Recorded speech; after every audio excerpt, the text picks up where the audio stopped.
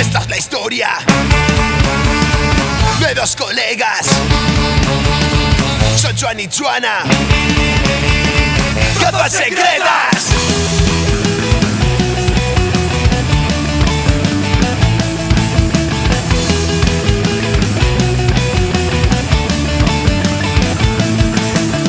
Nos conocimos en un garito, 15 minutos y ya oigo fuera gritos. Pasan tres cerdos saludando al cielo y a botellazos se liaron a correlos. Con ilusión se ponen a quemar alguna cosilla que les debieron quitar. Y el portero se pone chulo y en un momento también se llevó lo suyo.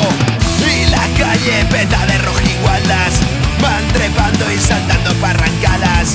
¡Qué libertad! ¡Qué salvajismo! Empezó a frecuentar a este dúo cataclismo.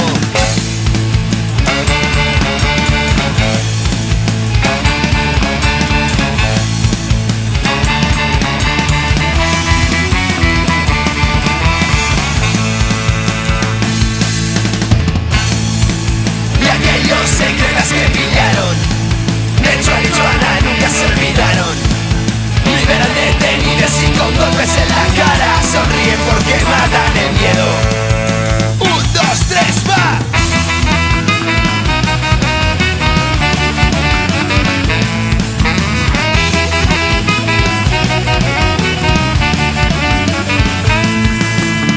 Joan en su curro, negociando es bueno.